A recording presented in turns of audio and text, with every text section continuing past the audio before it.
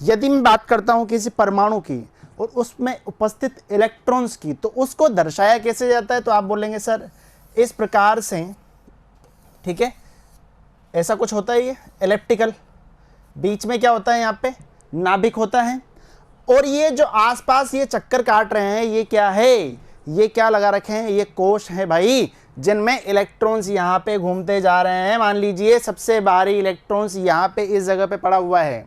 अच्छा, सबसे भारी इलेक्ट्रॉन्स कहाँ पर है? ये वाला, ये ब्लैक वाला इलेक्ट्रॉन है, सबसे भारी इलेक्ट्रॉन है।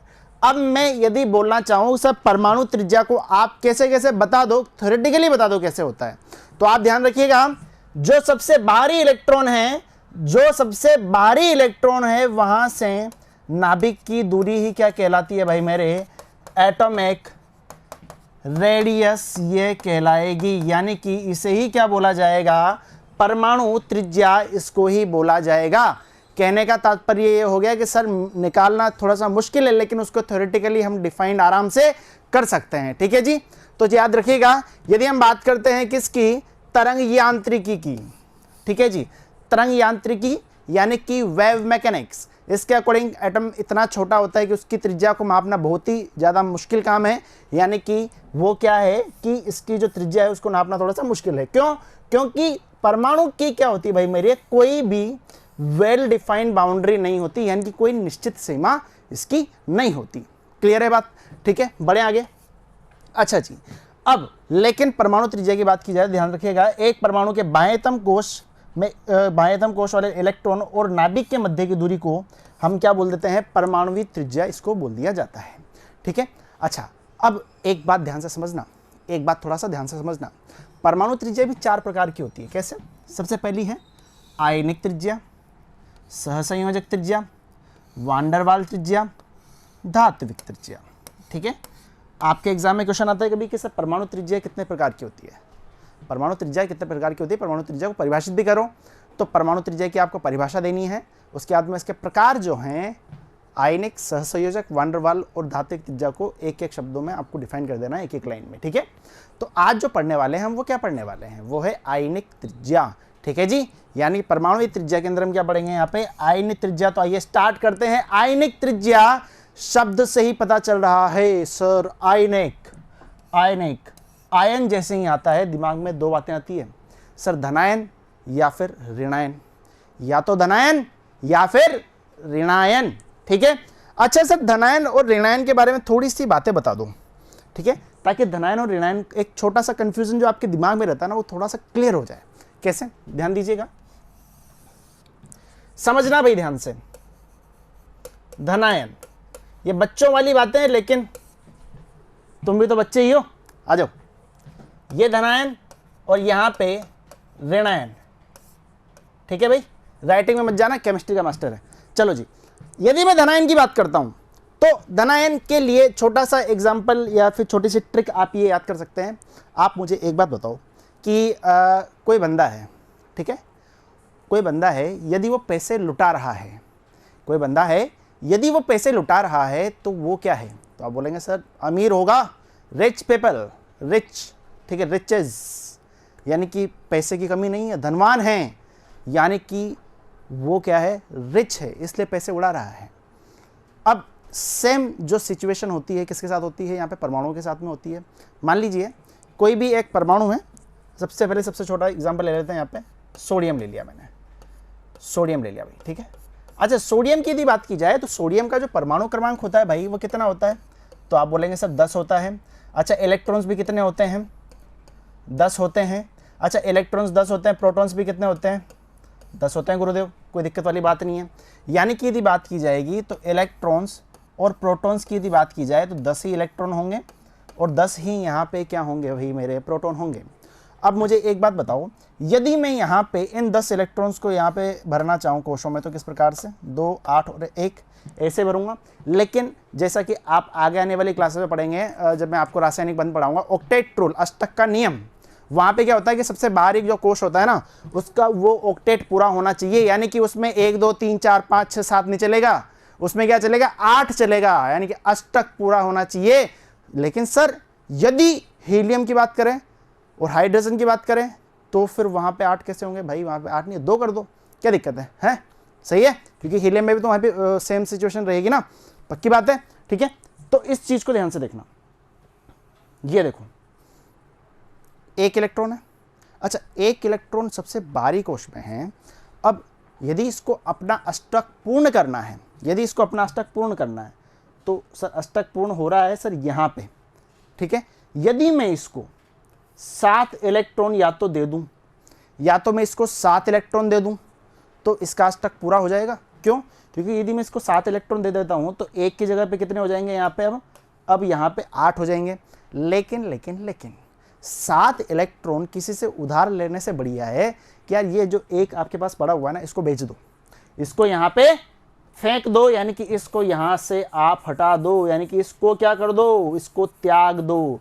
जैसे ही इसने एक इलेक्ट्रॉन त्याग दिया तो अब क्या इसके बाह्य कोश में 8 इलेक्ट्रॉन आ गए क्या अब मेरी बात सही निकल गई क्या ऑक्टेट यहां पे, अष्टक क्या यहां पे पूर्ण हो गया क्या?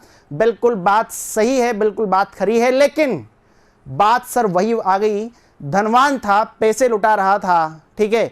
यानी कि इसने भी तो यही काम किया सर, बहुत सारे इलेक्ट्रॉन्स थे एक्स्ट्रा पड़े हुए थे, ऐसे करके यू करके फेंक दिया, ठीक है। एक इलेक्ट्रॉन इसने फेंक दिया, तो अब इसने एक इलेक्ट्रॉन इसलिए फेंका है, इसलिए त्यागा है क्योंकि ये धनवान है।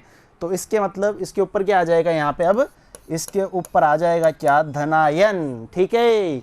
यानी कि सर सोडियम जो होता है ना, वो एक इलेक्ट्रॉन को त्याग करके सोडियम प्लस आयन बनाता है, ये धनायन बनाएगा, ठीक है। यानी कि सोडियम धातु क्या करेगी यहाँ पे, धनायन बनाएगी। अब यदि बात कही जाए Na+ में, तो Na+ के पास कितने इलेक्ट्रॉन है, तो आप बोलेंगे सर एक इलेक्ट्रॉन इसने त्याग दिया था, बचेंगे कितने इसके पास में, 9 बचेंगे। लेकिन सर प्रोटॉन्स की संख्या में फर्क नहीं पड़ने वाला, प्रोटॉन्स नहीं, बिल्कुल नहीं है ना, पाप हो जाएगा। प्रोटॉन्स को चेंज नहीं करना है, ध्यान रखना आप इस बात का, ठीक है। चलो जी, क्लियर है इतनी बात को। अब इस चीज को समझना, ये तो समझ में आ गया। अब मैं बात करता हूँ ऋणायन की, यार है ना, इसमें भी सीधा सा एग्जाम्पल ले लेते हैं। क्लोरीन मैंने ले लिया, क्लोरीन का यदि मैं बात करता हूँ यहाँ पे परमाणु क्रमांक की, तो परमाणु क्रमांक कितना होता है भाई मेरे, क्लोरीन का परमाणु क्रमांक कितना होता है, अरे बोलो 17 होता है, ठीक है। अच्छा सर 17 होता है तो इलेक्ट्रॉन भी 17 होंगे, प्रोटॉन भी 17 होंगे, कोई दिक्कत वाली बात नहीं है। यदि भरा जाएगा तो 2, 8 और ये 7, 2, 8 और ये 7 छोटा रह गया ना, 2, 8 और ये 7। अच्छा, अब एक कहानी और समझना, एक कहानी थोड़ा सा ध्यान से और समझना। एक बंदा है, ठीक है। चलो जरा बंदा ले लो कोई से बढ़िया सा, है ना, जिसके पास क्या है, बहुत सारे पैसे हैं, बहुत सारे, यानी कि इसके पास में बहुत सारे पैसे हैं, लेकिन उसके पास में पर्याप्त पैसे नहीं है। बहुत सारे तो हैं लेकिन उसके पास पर्याप्त पैसे नहीं हैं। क्यों? अब इसको समझना, इसके पास भी क्या है, यहाँ पे बहुत सारे तो हैं सबसे लास्ट में, लेकिन पर्याप्त नहीं है। इसके पास में 8 पूरा होने में कितने इलेक्ट्रॉन्स बचे हुए हैं, 1 इलेक्ट्रॉन बचा हुआ है, 7 ही इलेक्ट्रॉन है। तो अब ऐसा थोड़ी ना होगा, यदि इसको ये त्याग देता है 7 के 7 को, आप बोलोगे सर एक काम करो ना, यहाँ पे 1 त्यागा था, यहाँ पे 7 त्याग दो, ये लो, तो ये थोड़ी सी बेवकूफ़ी हो जाएगी ना। यदि मान लीजिए आपके पास पैसे पड़े हुए हैं, आपको आपका कोई भी मोबाइल का रिचार्ज आपको करना है, 99 का पैक हो रहा है, 98 रुपीज़ आपकी पॉकेट में है, तो ऐसा थोड़ी आप 98 को फेंक ही दोगे, आप 1 रुपया कहीं से भी जुगाड़ करके ले लोगे, यानी 99 का आपके रिचार्ज हो जाएगा। इसका मतलब ये हो गया कि सर अब यहाँ पे इसके पास में 7 इलेक्ट्रॉन थे ना, अब ये 1 इलेक्ट्रॉन किसी से भी ले लेगा, 1 इलेक्ट्रॉन को उधार ले लेगा। अब जैसे ही इसने 1 इलेक्ट्रॉन उधार लिया, जैसे ही आपने रिचार्ज कराने के लिए पैसा 1 रुपया उधार लिया, आप क्या हो गए, सामने वाले के ऋणी हो गए। आपके माथे पे क्या हो गया, यहाँ पे एक ऋण आ गया, 1 रुपये का ही सही, लेकिन आपके माथे पे एक ऋण आ गया। ऐसी सेम परिस्थिति क्या इसके साथ में हुई है क्या?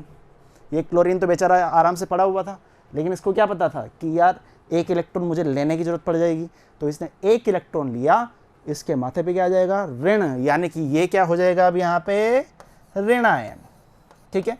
अच्छा, पहले इलेक्ट्रॉन 17 थे, 1 इसने यहाँ पे क्या किया है, उधार लिया है, और ये 7 से कितना बन जाएगा, 8 बन जाएगा। अब यानी कि ऋणायन हो गया। अब 17 थे, अब कितने हो गए, 18, प्रोटॉन्स तो अपने वही रहेंगे, ठीक है। अच्छा, यहाँ से एक छोटी सी बात समझने को मिली आपको क्या, यहाँ से एक छोटी सी बात समझने को मिलेगी, क्या समझने को मिलेगी, ध्यान से देखना। यदि मैं बात करता हूँ यहाँ पे किसके बारे में, यदि मैं बात करूँ यहाँ पे, पहले इसको हटा दो, ये लो, चलो जी, यहां पे यदि मैं बात करता हूं किसकी, धनायन की, तो धनायन में आप एक बात देख रहे होंगे कि सर जैसे ही यहां पे सोडियम ने यहां पे धनायन बनाया, सोडियम ने जैसे ही यहां पे धनायन बनाया, वैसे ही क्या हो गया, यहां पे इलेक्ट्रॉन्स की संख्या तो यहां पे कम हो गई, प्रोटॉन्स की संख्या यहां पे बढ़ गई। ठीक है, अब लेकिन जैसे ही ये ऋणायन बनाता है तो वहां पे क्या हो जाता है, इलेक्ट्रॉन की संख्या बढ़ जाती है। तो एक बात आप बिल्कुल नोट करके लिख लीजिए, जब भी धनायन की बात होती है तो धनायन में इलेक्ट्रॉन्स जो होते हैं वो क्या होते हैं, कम होते हैं, लेकिन ऋणायन की हम बात करें तो ऋणायन में इलेक्ट्रॉन्स की संख्या ज्यादा होती है। किससे, प्रोटॉन से मेरे भाई, प्रोटॉन से।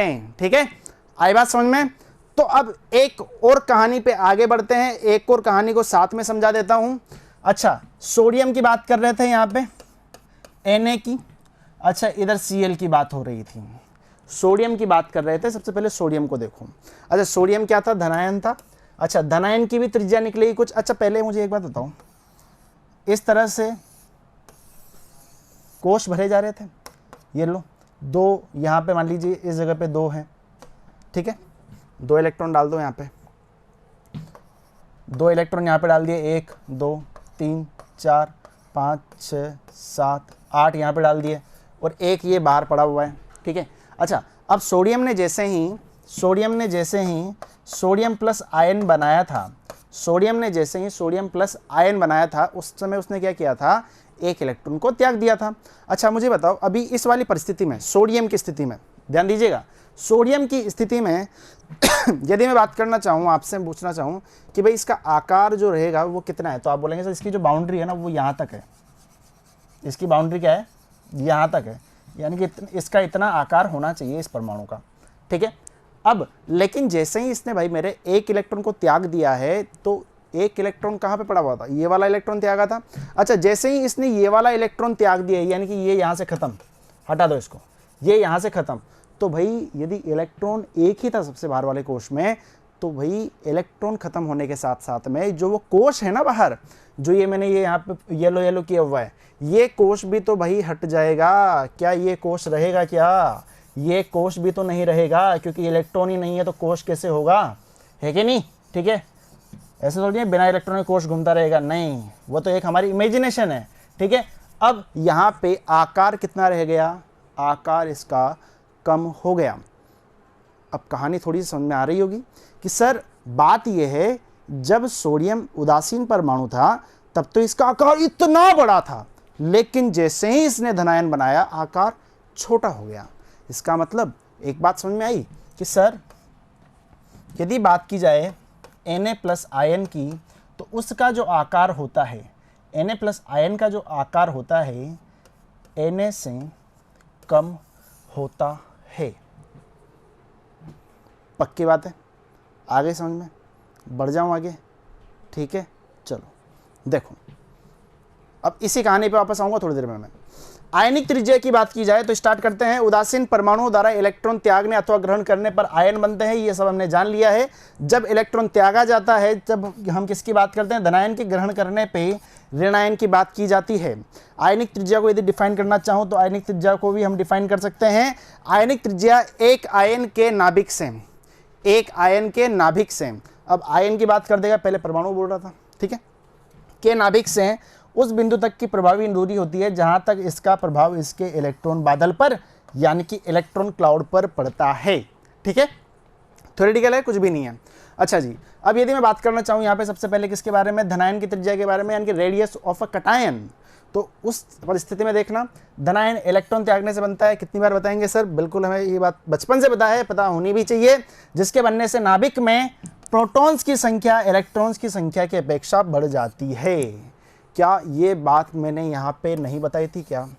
ठीक है, यहाँ भी मैंने यही बात बोली है, थ्योरी में भी वही बात लिखी हुई है। इसका मतलब क्या है, थ्योरी यहीं से तो बनी है, यानी प्रैक्टिकल करोगे तो पता चलेगा ना, है। चलो जी,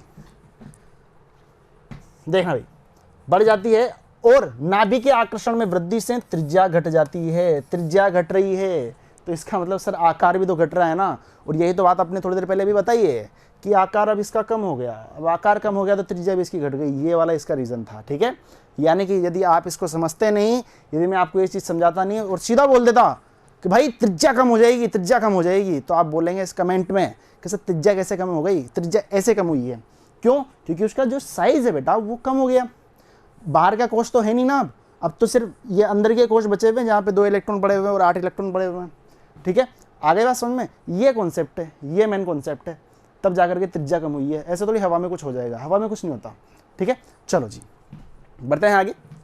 इसके अतिरिक्त सामान्यतः धनायन के बनने में इलेक्ट्रॉन का बाहरी कोश पूर्ण रूप से हट जाता है, जिससे आकार में भी कमी आ जाती है।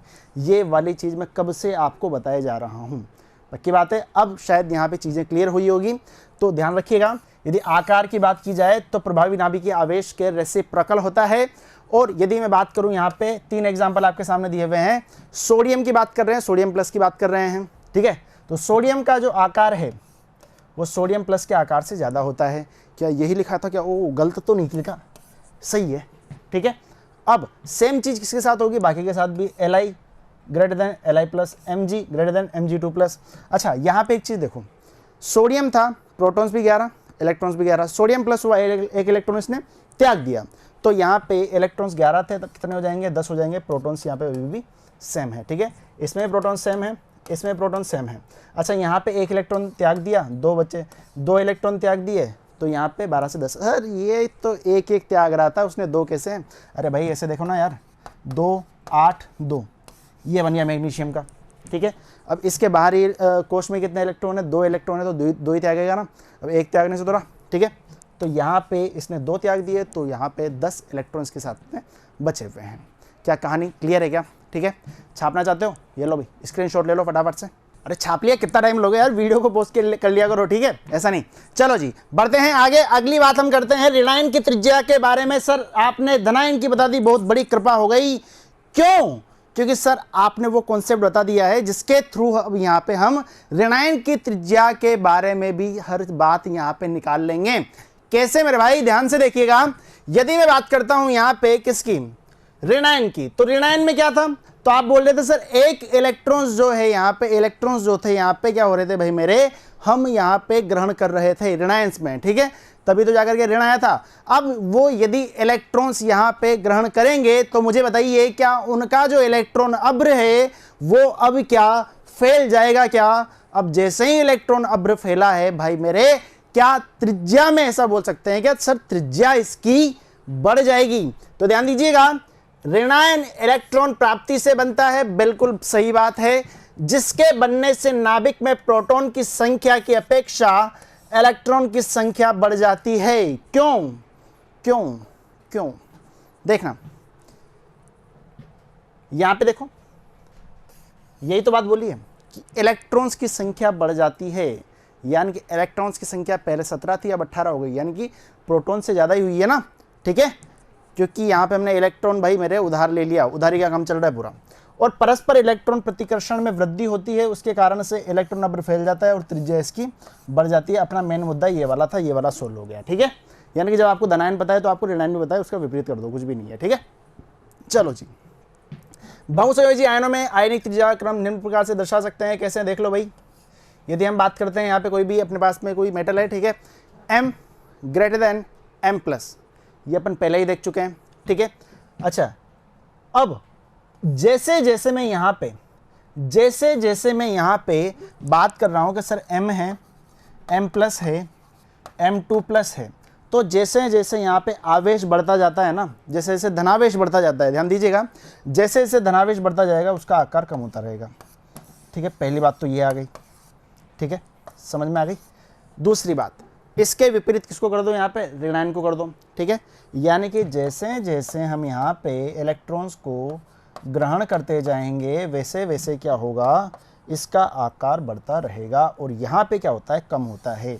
तो ये दो बातें आपको ध्यान रखनी है, ये दो बातें आप यहाँ भी देख लीजिए। यदि हम बात करते हैं यहाँ पे किसके, फ्लोरीन की, ठीक है जी, तो hydrogen, helium, lithium, beryllium, boron, carbon, nitrogen, oxygen, fluorine. ठीक है, तो उसमें आप देख पाएंगे कि सर 9 इलेक्ट्रॉन्स थे और 9 ही अपने पास में क्या थे, प्रोटॉन्स थे।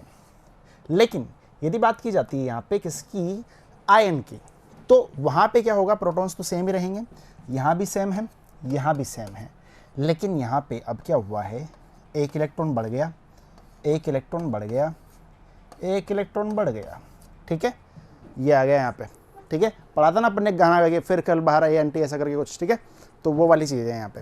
तो ये बातें आपको ध्यान रखनी है। 2 इंपॉर्टेंट मुद्दे हैं जो आज की क्लास में हमें यहाँ पे समझने थे और हम उनको समझने में बढ़िया तरीके से यहाँ पे काबिल हो गए। चलो जी, ऋणायन में अंतरा इलेक्ट्रॉन या प्रति आकर्षण बल बढ़ जाता है और आकार बढ़ जाता है, बिल्कुल सही बात है। जिसे जैसे ऋणायन पर आवेश बढ़ जाता है उसका आकार बढ़ता जाता है, ये तो भी बात कर ली थी, ठीक है, ध्यान रखना है। अब एक नोट है सबसे लास्ट में, एक ही परमाणु के धनायनों वो एक ही परमाणु के ऋणायनों में प्रोटॉन्स की संख्या समान होती है। ये लो, अब आप मुझे बताओ एक बात, क्या ये सब चीज़ें यदि मैं आपको नहीं बताता अभी, ठीक है, अभी पढ़ के नहीं बताता तब भी आपको याद थी क्या? बिल्कुल याद थी। क्यों? क्योंकि अभी थोड़ी देर पहले हमने पूरा कॉन्सेप्ट सीख लिया। यानी कि जब आप कॉन्सेप्ट सीख लोगे ना तो किताबों की तो ज़रूरत ही नहीं है, ठीक है। यानी किताबों के जो बड़ी बड़ी डेफिनेशंस लिखी रहेंगी, बड़े बड़े पेजेस लिखे रहेंगे, उनको पढ़ने की ज़रूरत ही नहीं पड़ेगी यदि आपको ये चीज़ें पता है तो। क्योंकि ये सब चीज़ें अपन ने पढ़ ली है। ये आने वाले स्टार्टिंग में मतलब मैं 5 या 10 मिनट में मैंने आपके सामने पूरा का पूरा बता दिया है। तो उन चीज़ों को आप समझ लेंगे तो आगे यहाँ पे कोई टेंशन आपको लेने की ज़रूरत नहीं है, ठीक है। और यही आपका क्या करेगा, इनऑर्गेनिक केमिस्ट्री का बेस तैयार करेगा। बच्चे डरते हैं इनऑर्गेनिक केमिस्ट्री से, लेकिन ऐसा कुछ भी नहीं है। कॉन्सेप्ट से चलेंगे पूरा कवर हो जाएगा, ठीक है जी। तो मिलते हैं अगली क्लास में, जुड़े रहिए मिशन ज्ञान के साथ में। धन्यवाद।